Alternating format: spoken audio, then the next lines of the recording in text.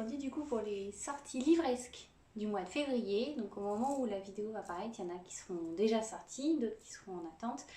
Et sur toute la liste que moi j'aimerais, de livres on va dire qui me plaisent et que j'ai hâte de pouvoir lire ou au moins pouvoir trouver quelqu'un qui les a déjà achetés et du coup lui emprunter. Et si j'aime vraiment, je les achèterai.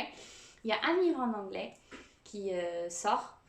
J'imagine qu'il y en a qui sont déjà au courant et du coup, je vous en dirai un peu plus dans la vidéo. On y va. Alors du coup, on commence du coup par Aurora Squad. Donc il y a le tome 2 qui sort du coup le 3. Le 3 février, il sort ce mois-ci. Donc c'est de Amy Kaufman et de Jay Christophe. Je vous mettrai du coup la couverture sur le coin. Donc je ne l'ai pas encore acheté. J'ai pas lu le tome 1. Je vais me mettre à lire la série par ma sœur qui du coup me l'a conseillé. Donc pour l'instant j'attends d'acheter parce que je vais lui emprunter le tome 1. Et si du coup j'aime beaucoup, j'achèterai le tome 1 et 2 en même temps. Et du coup elle l'adore. Donc puis j'ai regardé un peu les commentaires qu'il y a dessus et ils sont assez bons. Donc je pense que je vais me lancer dedans. Donc je vais vous lire le résumé. Donc je les ai trouvés à chaque fois. Donc le résumé, je vais les trouver sur Papelio et sur Booknode. Donc si vous voulez, je vous mettrai les liens de chaque bouquin, de chaque bouquin que je vais vous présenter, du coup de sites sur lesquels j'aurai trouvé le résumé à chaque fois. Donc là pour Aurora Squad, donc le tome 2 va s'appeler Aurora Burning. Et le résumé c'est « Ils ne mourront pas sans combattre, enfin on espère ». La moitié de la galaxie est aux trousses du désormais célèbre escadron 312, accusé de terrorisme galactique aggravé. Tous ne veulent qu'une seule chose, ou plutôt qu'une personne, Aurora, qui attire la convoitise des escouades gouvernementales, autant que les groupuscules les plus extrémistes de l'espace, parmi lesquels le pire d'entre eux est le tueur d'étoiles. Si le jeune Sildrati et Aura se sont enfin avoué leur attirance, la jeune fille doit consacrer toute son énergie à maîtriser son pouvoir au plus vite, au prix d'un sacrifice auquel elle n'est pas loin d'être prête. Au beau milieu du véritable chaos où essayent de survivre les membres de l'escadron, une révélation de taille va rabattre les cartes pour Taille et ses amis. Donc, la fin du tome 1 avait l'air d'être assez explosive et là, ça a l'air d'être un tome où il y a de l'action, du moins, au vu du résumé, il y a de l'action tout le long du tome. Donc c'est pour ça que je l'ai mis dans ma wishlist parce que du coup, ça promet de l'action.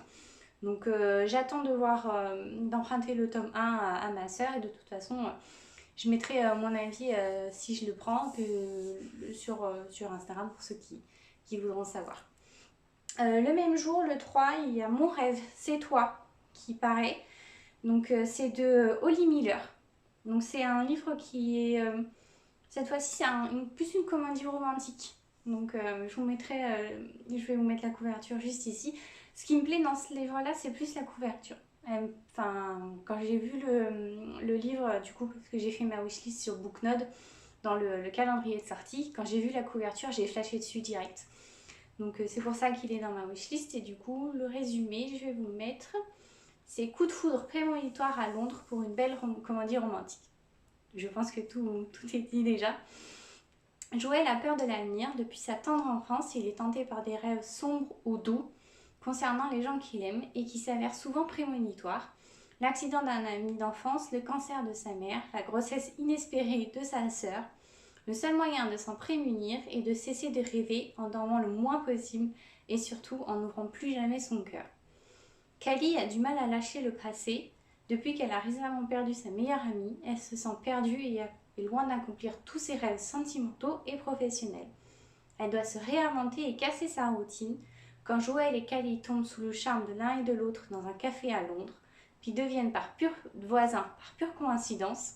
L'envie partagée de s'ouvrir à une autre histoire d'amour les fait rêver tous les deux, mais oseront-ils franchir le pas?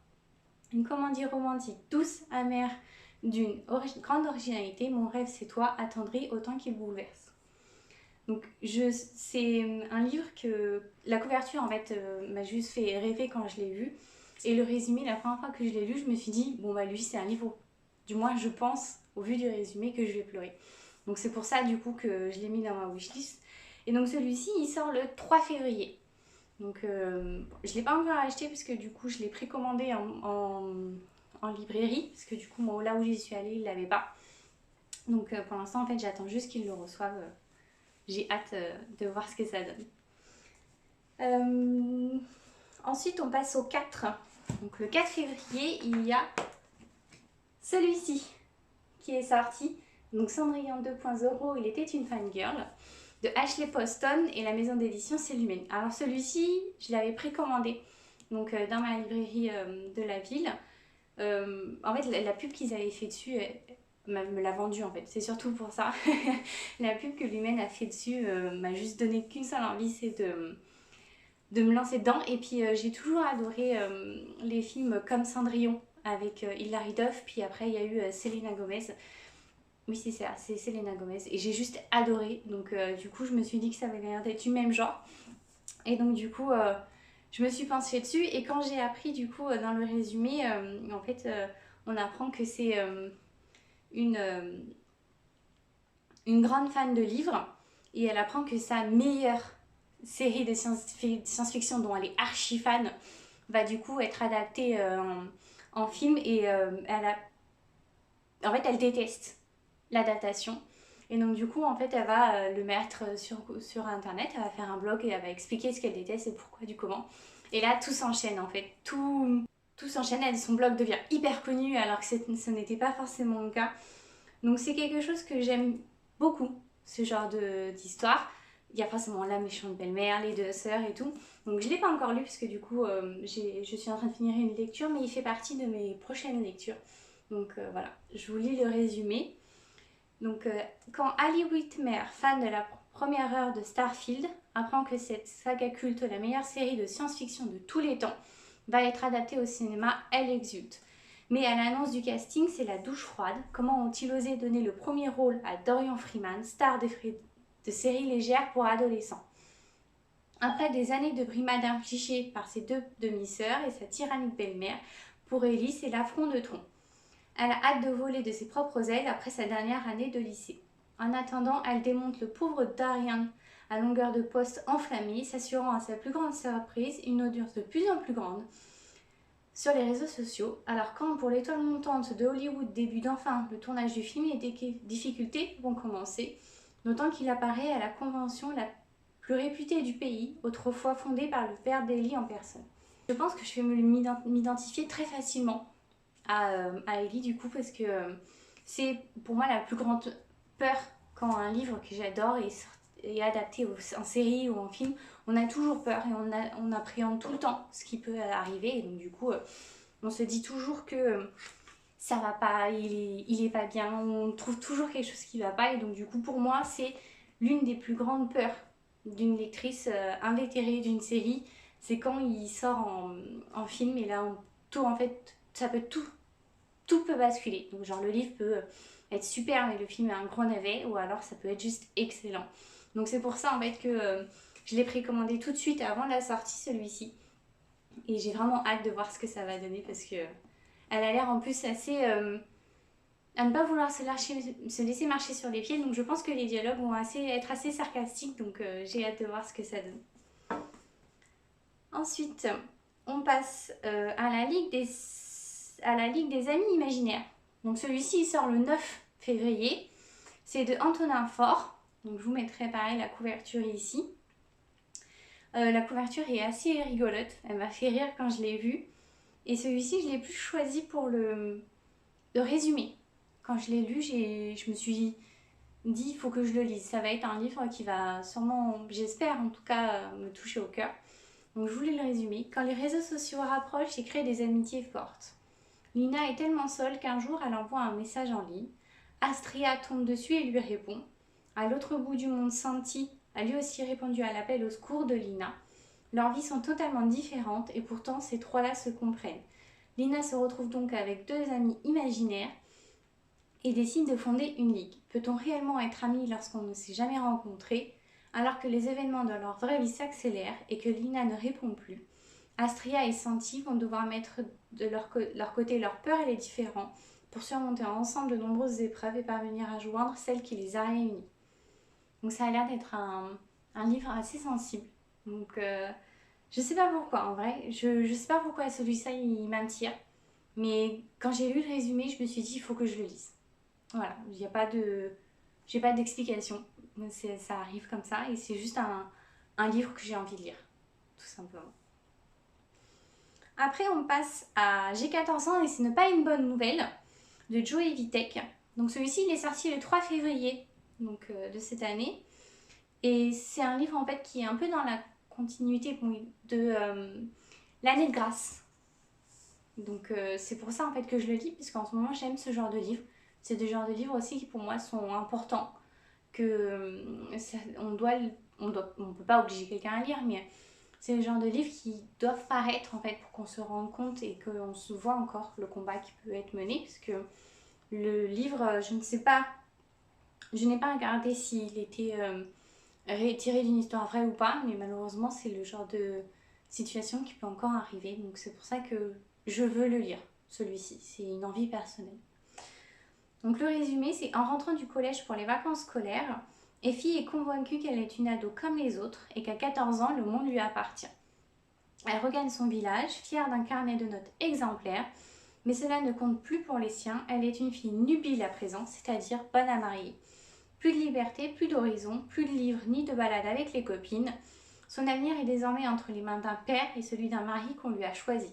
Elle est devenue une marchandise, un cadeau que s'offrent les familles, arrachée à l'enfance, les rêves pétinés. Effie entre dans l'enfer du mariage forcé. Son destin sera-t-il, au XXIe siècle, de vivre à jamais en servante emprisonnée? Le portrait touchant d'une adolescence rebelle qui incarne la voix de millions de jeunes filles opprimées et le combat contre l'archaïque. Donc la maison d'édition, c'est Actes Sud. Donc c'était une maison d'édition que je ne connaissais pas. Et je suis contente qu'ils aient sorti ce genre de livre. Donc je l'ai précommandé celui-ci aussi parce que ma librairie ne l'avait pas. Et j'ai vraiment hâte de le lire. Ça va être un livre qui va, je pense, me faire pleurer, me faire mal au cœur aussi. Mais pour moi, c'est un livre qui est important. Donc voilà, c'est pour ça que je vais le lire celui-ci. Ensuite, on passe à D'Arrivée Bad, le tome 1, La Cité de Laiton. Alors du coup, celui-ci, il va être édité par la maison d'édition de Saxis. C'est une des maisons d'édition que j'ai découvert l'année dernière et que j'adore maintenant. Quand ils vont sortir un livre, ils font des teasers de ouf, ils nous font languir à tout va. Je n'ai pas de date de sortie pour celui-ci, donc il était censé sortir en fin de mois normalement. Sauf que du coup, De Saxus a mis il y a quelques jours un post sur Instagram en expliquant que du coup, certains livres allaient être repoussés. Donc je ne sais pas quand est-ce qu'il va paraître. Je n'ai pas de résumé non plus parce qu'ils ne les ont pas mis en ligne. La couverture que je vous mets, c'est la couverture du livre en anglais. Donc ce n'est pas forcément celle qui va être gardée en français, même si les couvertures qu'ils ont ressemblent, enfin du moins les derniers livres qu'ils ont sortis sont assez semblables. Donc voilà.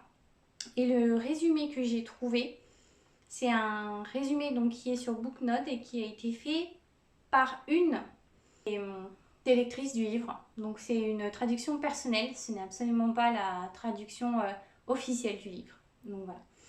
Donc entrer dans la cité d'Eraïn, à la croisée de la femme d'argile et de l'homme de feu, et de mille et une nuits, et dans lequel le futur d'un royaume oriental magique repose entre les mains d'une arnaqueuse avec des pouvoirs, miraculeux pouvoirs de guérison. Déjà juste ça en fait, on se dit mais ça a l'air d'être ça va nous inviter au voyage, c'est même sûr et certain et j'adore, tout simplement. Nairi n'a jamais cru en la magie, bien sûr elle a des pouvoirs. Dans les rues d'un Caire du XVIIIe siècle, c'est une arnaqueuse au talent inégalé. Mais elle sait mieux que quiconque que les tours de passe-passe qu'elle utilise, lire les paumes de main, réaliser des tsars et guérir, ne sont que des escroqueries, un moyen d'impressionner de nobles ottomans. Mais lorsque Nari invoque accidentellement un sombre, surnois et mystérieux guerrier djinn durant l'une de ses arnaques, elle est forcée d'accepter que le monde magique qu'elle pensait réservé aux contes pour enfants est bel et bien réel. car le guerrier lui raconte une nouvelle histoire à travers le désert brûlant et balayé par les vents, grouillant de créatures de feu, et les rivières où dorment de mythiques marides, au-delà des ruines des métropoles humaines autrefois éblouissantes, et des montagnes où les oiseaux de proie survolant la terre ne sont pas ce qu'ils semblent être, repose Taevebat, la légendaire cité d'Aerin, une cité à laquelle Naeri est irrévocablement liée. Dans cette cité, derrière les murs dorés recouverts d'enchantements, derrière les 6 portes de 6 tribus djinns, de vieilles rancunes bouillonnent, et lorsque Naeri décide d'intégrer cet univers, elle découvre que le vrai pouvoir est féroce et brutal, que la magie ne peut la protéger que de dangereux de la politique, et que même les plus malins des complots peuvent avoir de mortelles conséquences. Après tout, ce n'est pas pour rien que l'on murmure qu'il faut faire attention à ce que l'on souhaite. Voilà. Enfin, je sais pas si il vous intéresse, mais moi, il me donne juste envie. Quand j'avais lu déjà la traduction en anglais, je me suis dit, il faut que je l'ai. Mais en fait, juste en lisant le résumé, on a déjà l'impression d'avoir voyagé et de pouvoir déjà plus ou moins imaginer l'univers. Donc, il n'y a aucun souci pour moi. Ça va être, dès que De Saxis va annoncer les dates et les précommandes, je vais foncer dessus. Et en fonction de la couverture, toujours, ça dépend si je vendrai en relié et broché, s'ils le proposent, parce que De Saxis, pour l'instant, les dernières sorties qu'ils ont fait, on avait le choix. Et ils font juste un travail mais juste incroyable dans leur mise en page, dans leur illustration qu'il peut y avoir à l'intérieur ou sur les enluminures qu'il peut y avoir sur le livre. C'est juste magnifique. C'est une maison d'édition que j'ai découvert pendant le confinement et que je suis absolument heureuse de maintenant suivre. Et De Saxis, du coup, sort un deuxième livre, normalement en fin d'année. Et c'est Season of Storms de El Cosimano. Donc pareil, la couverture qui est, c'est une couverture du livre en anglais. Le résumé, pareil, c'est un résumé qui a été fait par moi-même, parce que du coup j'ai pris un résumé en anglais que j'ai traduit. Lors d'une froide et longue nuit, Jack Sommer a été confronté à un choix. Vivre pour toujours selon les anciennes règles magiques de Gaïa ou mourir. Jack a choisi de vivre et en échange il est devenu un hiver, une incarnation physique et immortelle de la saison sur Terre. Chaque année, il doit chasser la saison qui le précède. L'été tue le printemps, l'automne tue l'été et l'hiver tue l'automne. Et le printemps tue l'hiver. Le tout est régi par un macabre classement qui donne droit à des promotions ou à une annihilation totale. Mais contre toute attente, Jack tombe amoureux de Fleur, la printemps chargée de l'éliminer. Pour être ensemble, ils vont devoir échapper au cycle meurtrier dans lequel ils sont prisonniers, mais leur créateur ne les laissera pas partir si facilement. Ensemble, ils sont la tempête. Ça a l'air mais juste génial. Ça a l'air d'être pour le coup un univers que je n'ai encore jamais lu. Donc ça a l'air d'être un univers magique, forcément au vu du résumé. Mais ça a l'air surtout en fait un univers que je n'ai jamais encore lu où on doit tuer une saison, c'est sur des saisons et que pour que cette saison-là disparaisse et que l'autre arrive, il doit y avoir l'un doit tuer l'autre. Enfin, ça a l'air juste en fait complètement nouveau. C'est le genre de livre et d'univers que je n'ai jamais lu. Donc j'ai vraiment hâte. Donc c'est pareil, normalement il devait sortir le 24 février. Donc c'est une date que je vous donne, mais je ne suis pas sûre qu'elle soit réelle. Il se peut que la sortie soit repoussée quelques jours ou quelques mois, comme De Saxis l'a dit. Donc pour être vraiment sûre de quand elle va sortir, je vous conseille d'aller directement sur leur site. Donc moi je les suis sur Instagram et Facebook. Et sur Instagram, ils mettent régulièrement à jour du coup leur sortie. Donc c'est pour moi le meilleur moyen si vous voulez savoir la date. Et donc quand est-ce que les précommandes seront sorties, ainsi que les covers. Ils nous les dévoilent normalement la semaine prochaine. Donc ils seront disponibles sur leur site. Donc n'hésitez pas vraiment à aller suivre leur page Facebook. Ensuite, j'ai pris celui-ci, Vilaine, donc de Jennifer Donnelly, donc de la maison d'édition Michel Lafon. Donc celui-ci, c'est sur Cendrillon aussi. Je l'ai acheté plus ou moins avec Celui-ci, j'ai pris les deux en même temps. Il m'a fait... je sais pas, il m'a juste fait rêver parce que du coup, c'est sur l'une des demi-sœurs de Cendrillon. Et c'est vrai qu'il y a très peu d'histoires sur ces deux jeunes filles-là. Donc je sais pas pourquoi, j'étais intéressée de savoir comment ça allait se passer et le pourquoi du comment. Et donc je me suis dit que peut-être que on pourrait avoir un début de réponse avec ce livre-là. Du coup, je vous lis le résumé. Donc Isabelle est vilaine, de visage mais aussi de cœur, car elle est l'une des méchantes belles-sœurs de Cendrillon, qu'elle martyrise depuis l'enfance. Est-ce que parce que Isabelle sait que contrairement à Cendrillon, elle n'a pas tous les atouts d'une parfaite princesse? Elle est trop aventureuse, elle aime trop monter à cheval et se battre. Alors pour entrer dans la pantoufle de verre, décrocher le prince et prouver à sa mère qu'elle est aussi bien que Cendrillon, Isabelle est prête à tout, prête à couper des morceaux de sa personnalité et même de ses pieds. Pourtant dans les contes, les méchants ne gagnent jamais et si Cendrillon a droit à sa fin heureuse, Isabelle se retrouve mutilée, brisée et humiliée. Mais son destin est-il d'être irrémédiablement, mauvaise? Après tout, les méchants ne sont-ils pas simplement des héros dont on n'a pas raconté l'histoire? Donc, je sais pas, c'est un livre qui a l'air pour le coup sur un anti-héros, comme on peut voir. Et ça a l'air surtout en fait de suivre le conte original, parce que dans le conte original, du coup, l'une des sœurs, pour pouvoir rentrer dans la pantoufle de verre, en fait, se coupe des morceaux de son pied.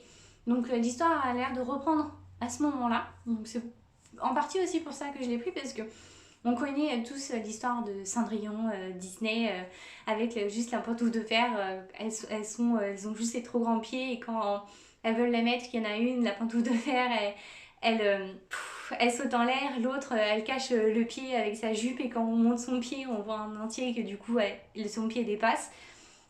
Et du coup, c'était intéressant en fait que ça suit le conte original. Et donc c'est pour ça que je l'ai pris, parce que du coup, c'est une jeune fille, quand on lit le conte, qui s'est vraiment mutilée et a vraiment tout fait pour sa belle-mère. Mais pourquoi en fait? Pourquoi elle a fait ces sacrifices, ce qui au final en fait ne lui rapporte absolument rien? Donc j'étais curieuse de voir. Donc c'est par curiosité, vraiment et honnêtement, que j'ai pris celui-ci. Donc ça sera ma lecture. Hop, c'est ma troisième lecture. Dès que j'ai fini celui que je lis celui-ci et celui-là.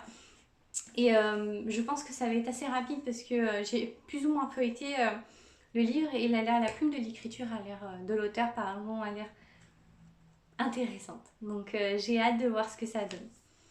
Hop là. Et du coup, le dernier livre pour moi que j'ai hâte, plus que hâte, et je pense que beaucoup d'entre nous attendent, c'est A Court of Flame, of Silver and Flames de Sarah J. Maas, qui sort du coup en anglais. Par contre, c'est la date en anglais que j'ai et elle sort le 16 février. J'ai juste trop hâte de... Enfin, j'ai découvert cette série par ma petite sœur. Elle a eu pitié de moi pendant le premier confinement parce que je n'avais plus aucun livre et la livraison était hyper lente à ce moment-là, ce qui était compréhensible avec les crises qu'il y avait.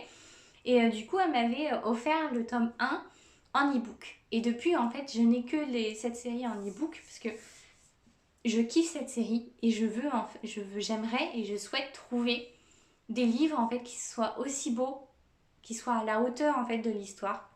Donc pour l'instant, je ne les ai pas en réel, je ne les ai que en e-book. Et celui-ci sort du coup le 26. C'est ça, hein. Attendez, je revérifie juste. Non, le 16, excusez-moi. Il sort le 16 février. Il est hyper attendu. J'ai regardé partout tous les commentaires que je pouvais trouver sur tous les sites et même sur le Instagram de l'auteur quand elle a fait un teaser du coup pour révéler la couverture. Mais les commentaires sont juste ouf. Les gens ils n'attendent. Pour moi, c'est l'une des sorties très attendues de l'année. Et j'espère qu'il ne va pas trop tarder à arriver en France parce que je n'ai qu'une hâte, c'est le lire. Donc je ne sais pas encore si je vais le lire en anglais parce que pour l'instant je les ai lus qu'en français. Je ne tâte, pour être honnête avec vous, je suis encore un peu indécise parce que c'est un livre que j'attends tellement que est-ce que je serais capable d'attendre encore quelques mois ou un an pour avoir la traduction? Donc Je suis encore en pleine négociation avec moi-même, pour être totalement honnête. Les résumés que j'ai trouvés, c'est qu'en anglais, je n'ai pas encore réussi à faire de traduction en français parce que j'avais peur en fait de le fait de vous le traduire, en fait, ça ne vous donne plus envie du tout. Du coup, j'avais pas envie. Et de ce que moi j'ai lu du résumé, ce tome-là va être plus concentré du coup sur Nesta, l'une des sœurs du coup de Fer, et sur Cassian, qui est... mon Dieu, j'ai vraiment hâte de... C'est impressionnant, j'ai hâte de retrouver ces personnages, j'attends que ça, j'ai vraiment hâte, je me répète, j'en suis désolée, mais je me suis vraiment, quand j'ai lu le premier tome, quand je l'ai fini, je me suis dit, mais comment j'ai pu rater cette série-là? Comment j'ai fait? Et j'ai lu tous les tomes en français qui étaient disponibles. Je crois que j'ai passé pratiquement une semaine à lire que ça, parce que du coup, je les ai lus, relus et relus, parce que c'est juste magique. L'auteur arrive à nous transporter dans l'univers, mais alors absolument sans souci. Les personnages sont plus qu'attachants. Enfin, je suis vraiment mais plus qu'heureuse d'avoir rencontré du coup Rysand. Je l'adore. Franchement, j'ai mon cœur qui palpite à chaque fois qu'il arrive, donc je suis vraiment contente. Et là, je suis contente de pouvoir voir Nesta, parce que du coup, elle apparaissait un peu plus dans le dernier tome, et c'est quelqu'un qui peut paraître froide sur le premier temps, mais qui, pour moi, en fait, doit être un personnage hyper intéressant à développer. Et sa relation avec Cassian a l'air juste, mais... Enfin, j'attends qu'une seule chose, en fait, c'est qu'ils tombent amoureux, qu'ils s'embrassent, que j'ai vraiment hâte. Et puis, en fait, j'ai juste envie de les retrouver. Voilà. C'est plus simple. En fait, c'est la seule chose que j'ai à dire sur ce bouquin-là, c'est... Voilà. J'ai hâte de les retrouver, de voir ce que l'auteur nous promet et de revoyager, tout simplement. Voilà. Donc, je crois que c'est tout. Oui, c'est tout pour le mois de février de sortie de livres que moi, j'ai hâte de lire. J'espère qu'ils vous auront donné envie. N'hésitez pas à me dire s'il y en a à vous que vous aimez, que vous aimeriez, que vous attendez avec impatience, que vous avez découvert par hasard en allant à votre librairie. Surtout, n'hésitez pas à me dire. Et puis, voilà. Donc, bonne lecture à tous. J'espère que ça vous aura donné envie. Et puis, on se retrouve du coup bientôt pour une prochaine vidéo. Voilà. Salut!